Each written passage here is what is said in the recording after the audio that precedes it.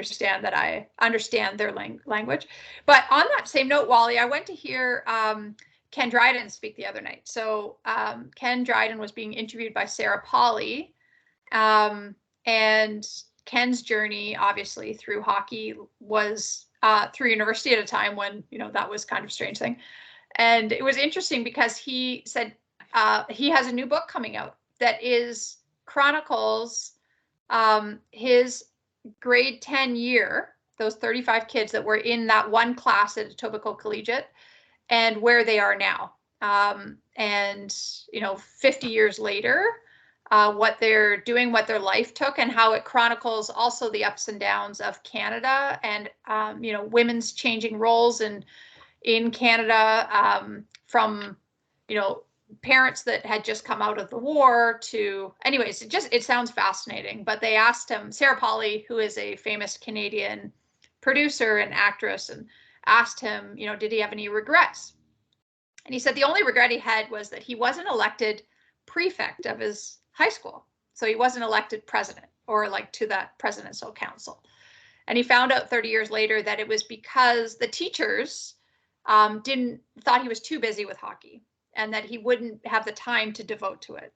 And so he said, I'm not angry at too many people in my life, but this Mrs. whatever her name was, I want to go back and tell her that, when I was playing for the for the Montreal Canadiens, they never said to me, you can't go to law school at Cornell. And when I was at law school at Cornell, they never said to me, you can't play for the Montreal Canadiens. So I think I could have also been class president also. So I thought that was quite funny. But he had this great sort of mantra about his life journey, because he's had these such random vocations, right? For somebody that played hockey, law degree, went to Cornell, became a writer, became, an influencer in his day, and then an MP, a member of parliament, and just all these different things. And I think, it's something that I think all of us on this call is that you follow your joy, you follow those opportunities that you think will bring you joy and that you can be of service to others. And that really resonated with me. Something, I think engineering teaches you to think outside the box. And that's what I learned at Stanford, was to sort of think outside the box, and that it isn't about the actual education. It's about learning to learn. And that's what I think it really taught me. So yes, I think, Wally, I use my degree every single day. It just might not be that I'm sitting in front of a computer typing on a desk about mechanical engineering all day long. But I think all of us. Couldn't agree more, Sami. I've long felt exactly that way. Kids trying to, when I was coaching at Vermont, what do I major in? What do I major in? It's like, well, what are you interested in? And don't worry about getting a job so much as learning how to learn and learning how to be disciplined to get the work done and manage your time. And that's what you get out of it. And kind of on point, I just kind of wondering, it's funny you mentioned Ken Dryden, because I just this morning, about 2 hours ago, read a big long excerpt from his new book. Interesting. Yeah, it's out in 2 weeks. So this was kind of part of the book tour. I guess this is maybe the start of it. Yeah, it just popped up on a Google search kind of thing, and it was pretty interesting.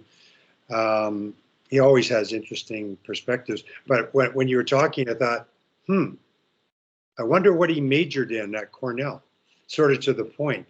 Because it obviously didn't have anything to do with hockey, and maybe tangentially had something to do with being a lawyer, but it'd be interesting to know what he did major in. I think back then, because my dad became a doctor, and he just went right into being a doctor. There's no undergrad. So I wonder if law degree was the same. You just went into a law degree. I don't think so. I think they just probably Google search it pretty quick.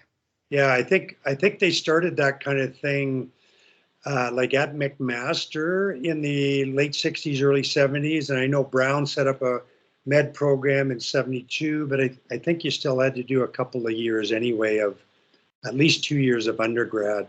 But to sort of get into it. But yeah. Wally, you know that Ken's son married Tammy Shuchuk? Oh, yes, I'm aware of that. Yeah. I was going to So we had a long conversation about what they were up to. They're still living in New York, and his son is I think was a management consultant or something. And so, but that they're doing well, and the kids are getting older, and she has 2 goalies. Huh. So 2 boy goalies that, Mm. I think that's the worst position in all of sport, is a parent of a goalie. Mm. He was the only player on the Olympic team that wore makeup. Mm. Well, not maybe the only player, but she was she had the mantra, you look good, feel good. I mean, yeah. And I think that dramatically changed. I think that now, like, lots of women are followed in her footsteps. She also drank a Pepsi between every period. Mm. Like a real Pepsi.